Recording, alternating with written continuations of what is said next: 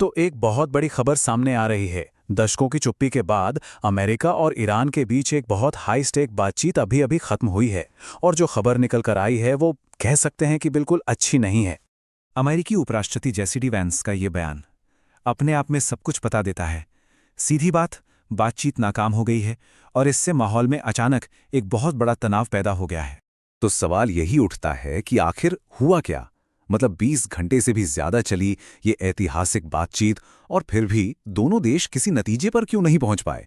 चलिए इस पूरी कहानी को परत दर परत समझने की कोशिश करते हैं। सबसे पहले तो ये समझना बहुत ज़रूरी है कि ये बातचीत इतनी इतनी अहम क्यों थी और इसका इस तरह टूटना इतनी बड़ी नाकामी क्यों मानी जा रही है। जरा सोचिए इस बात को। साल 1979 में जो ईरानी क्रांति हुई थी, उसके बाद ये पहली बार था कि दोनों देशों के इतने बड़े नेता इस लेवल पर आमने सामने बैठकर सीधी बात कर रहे थे। ये अपने आप में ही एक बहुत बहुत बड़ी हिस्टोरिकल घटना थी। और देखिए, ये कोई छोटी मोटी मीटिंग नहीं थी। अमेरिका की तरफ से वाइस प्रेसिडेंट जेडी वैंस, साथ में राष्ट्रपति ट्रंप के दामाद जेरेड कुशनर भी थे। तो वहीं ईरान की तरफ से उनके स्पीकर और विदेश मंत्री मौजूद थे। ये बातचीत 20 घंटे से भी ज्यादा चली, जिससे अंदाजा लगाया जा सकता है कि मामला कितना गंभीर था। तो आखिर अमेरिका का स्टैंड क्या था? वो टेबल पर क्या लेकर आए थे और उनकी सबसे बड़ी मांग क्या थी? चलिए इसको समझते हैं। वाइस प्रेसिडेंट वांस के मुताबिक अमेरिका का मेन फोकस ईरान से एक पक्की लॉन्ग टर्म गारंटी लेना था कि वो कभी भी न्यूक्लियर हथियार नहीं बनाएगा। उन्होंने ये भी कहा कि अमेरिका ने अपनी तरफ से काफी फ्लेक्सिबिलिटी दिखाई और ईरान के सामने अपना फाइनल और बेस्ट ऑफर रखा था। लेकिन कहानी में एक ट्विस्ट है। अमेरिकी पक्ष सिर्फ इतना ही नहीं था। एक तरफ वैंस बातचीत के टूटने की बात कर रहे थे, तो दूसरी तरफ राष्ट्रपति ट्रंप का नजरिया कुछ और ही इशारा कर रहा था। उनका कहना था कि वो तो पहले ही जंग जीत चुके हैं। इससे ऐसा लगता है कि शायद वो कोई नया झगड़ा नहीं चाहते। और इसके फौरन बाद ही ट्रंप ने चीन को भी एक चेतावनी दे डाली। ऐसा क्यों? क्योंकि खबरें थीं कि चीन ईरान को नए हथियार सिस्टम दे रहा है। तो इससे पता चलता है कि अमेरिकी लीडरशिप की तरफ से जो मैसेज आ रहे थे वो काफी मिले जुले और कंफ्यूजिंग थे। तो ये तो हुई अमेरिका की बात। अब सिक्के का दूसरा पहलू भी देखना जरूरी है। ईरान इस पूरी बातचीत को लेकर इतना शक में क्यों था? उनकी क्या शर्तें थीं? ईरान का पूरा पक्ष, आप कह सकते हैं, इस एक बयान में छिपा है।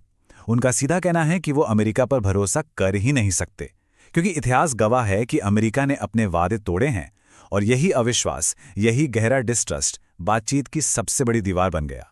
और देखिए, दोनों पक्षों की जो प्राथमिकताएं थीं उनमें जमीन आसमान का फर्क था। अमेरिका का पूरा ध्यान सिर्फ और सिर्फ ईरान के न्यूक्लियर प्रोग्राम पर था, लेकिन ईरान चाहता था कि नहीं, सारे मुद्दों पर एक साथ बात हो। मतलब प्रतिबंध हटाओ, युद्ध का हर्जाना दो और हॉर्मुज जलडमरू मध्य का मामला भी सुलझाओ। और अब आते हैं उस सबसे बड़े मुद्दे पर जिसने इस पूरी बातचीत को ही पटरी से उतार दिया, और वो था ईरान का परमाणु कार्यक्रम। देखिए, ईरान की सोच को समझने के लिए इस एक कॉन्सेप्ट को समझना बहुत जरूरी है, जिसे कहते हैं न्यूक्लियर डिटोरेंट्स। इसका सीधा सा मतलब है कि अगर आपके पास परमाणु हथियार हैं तो कोई भी दुश्मन आप पर हमला करने से पहले 100 बार सोचेगा। और ईरान का तर्क बिल्कुल सीधा है। वो एक तरफ नॉर्थ कोरिया को देखते हैं जिसके पास न्यूक्लियर बॉम्ब है, तो उस पर कोई हमला नहीं करता, और दूसरी तरफ वेनेजुएला को देखते हैं जिसके पास कुछ नहीं था और वहां हमला हुआ।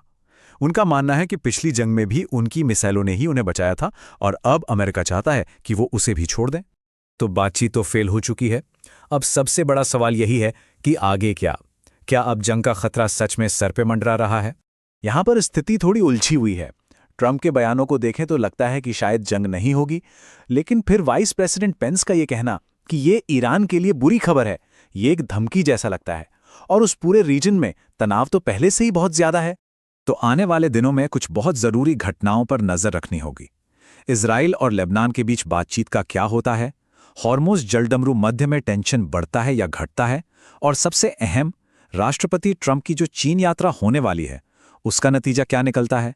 तो अंत में एक बहुत बड़ा और सच कहूं तो चिंताजनक सवाल हमारे सामने आके खड़ा हो गया है।